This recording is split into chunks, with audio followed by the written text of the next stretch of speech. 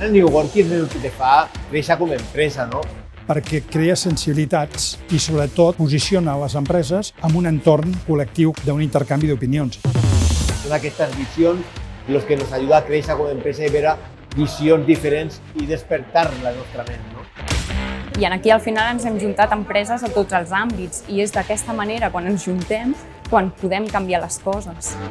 Sesiones así ayudan mucho en eso, ¿no? En el empuje, ¿no? Hacia esa transformación que necesitamos. Si no hi ha cercles de debat com el que avui s'ha fet i fòrums d'aquest tipus, això una empresa de per si és molt complex fer-ho, no?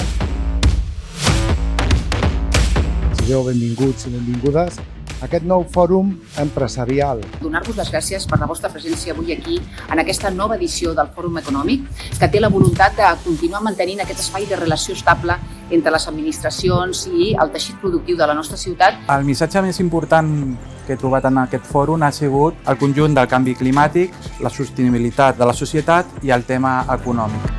Avui ens acompanyen, m'atreveixo a dir, 3 ponents de luxe, i si algú té algun dubte sortirà, en aquest cas, d'aquí creient-ho, us ho ben asseguro, són en Tomàs Molina.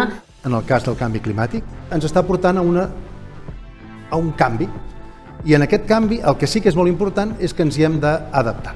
Hi ha hagut una frase que m'ha agradat especialment, que és que no és que s'acabi el món, sinó que ens hem d'adaptar a fer front a tots aquests reptes que ens arriben. La Sara Barbel. Cada una de nosaltres podem contribuir al canvi. Per tant, el que és fonamental és que siguem conscients del que ens està passant per a partir d'aquí veure com li donem la volta. La governança aquesta més informal, quotidiana, o buscar que les empreses, aquesta jerarquització tan vertical que existeix a dia d'avui a l'empresa tradicional, també és important canviar aquest model. Antón Costas. Yo creo que estamos, se le puede decir, en una multicrisis, también se puede decir en una concatenación de calamidades. Creo que eso nos obliga a gestionar de forma diferente las cosas. Ha sigut un missatge molt comú. Cal procedir de cara a una sostenibilitat, però hem de canviar una governança i hem de fer les coses ben fetes.